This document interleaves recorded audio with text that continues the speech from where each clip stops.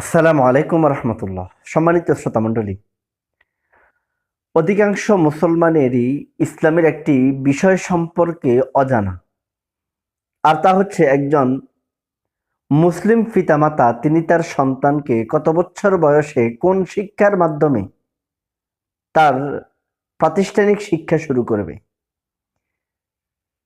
একজন মুসলিম পিতামাতা তিনি তার সন্তানকে কত বছর বয়স থেকে কোন শিক্ষার মাধ্যমে প্রাতিষ্ঠানিক শিক্ষা শুরু করবে, বিষয়টি হাদিস শরীফে সুস্পষ্টভাবে উল্লেখ রয়েছে। রাসূল করিম সাল্লাল্লাহু আলাইহি ওয়াসাল্লাম ইরশাদ ফরমান, মুরু আওলাদাকুম বিসসালাহ ওয়া হুম আবনাউ সাব'i সিনিন। রাসূল করিম সাল্লাল্লাহু আলাইহি ওয়াসাল্লাম ইরশাদ ফরমান, হে আমার উম্মত মুসলমানেরা, তোমাদের সন্তানদের বয়স যখন 7 বছর হবে, 7 বছর বয়স থেকে তাকে তোমরা নামাজের প্রতি তাগিদ দিবে, নামাজের নির্দেশ প্রদান করবে। এই হাদিসকে সামনে রেখে ইসলামিক শিক্ষাবিদরা এই সিদ্ধান্তে উপনীত হয়েছে যে একজন মুসলিম শিক্ষার্থী তার শিক্ষা জীবন শুরু করার বয়স 7 বছর থেকে কোন শিক্ষার মাধ্যমে, নামাজ শিক্ষা তথা ইসলামের প্রাথমিক শিক্ষার মাধ্যমে। অন্য হাদিস রাসূল করিম সাল্লাল্লাহু আলাইহি সাল্লাম ইরশাদ ফরমান, তলাবুল ইলমি ফারিদাতুন আলা কুল্লি মুসলিম। রাসূল করিম সাল্লাল্লাহু আলাইহি সাল্লাম ইরশাদ ফরমান, পৃথিবীর সমস্ত মুসলমানদের উপর ইসলামের প্রাথমিক শিক্ষা অর্জন করা ফরজ।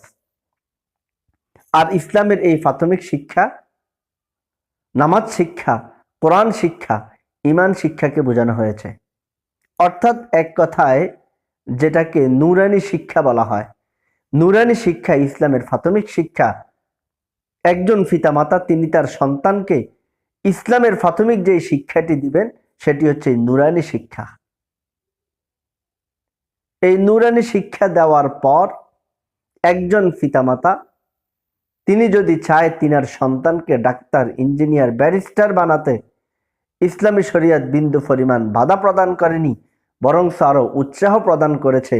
কাজেই একজন পিতামাতার জন্য সর্বপ্রথম ফরজ, সন্তানের বয়স যখন 7 বছর হবে, 7 বছর বয়স থেকে তাকে ইসলামের প্রাথমিক শিক্ষা তথা নামাজ শিক্ষা, কোরআনের শিক্ষা, ঈমানের শিক্ষা দিয়ে তার শিক্ষা জীবন শুরু করতে হবে। আল্লাহ রাব্বুল আলামিন আমাদের সকল পিতামাতাকে নিজ সন্তানের শিক্ষা জীবন 7 বছর থেকে ইসলামের প্রাথমিক শিক্ষা তথা নুরানি শিক্ষার মাধ্যমে আরম্ভ করার সেই তৌফিক দান করুন। আসসালামু আলাইকুম ওয়া রাহমাতুল্লাহি ওয়া বারাকাতুহু।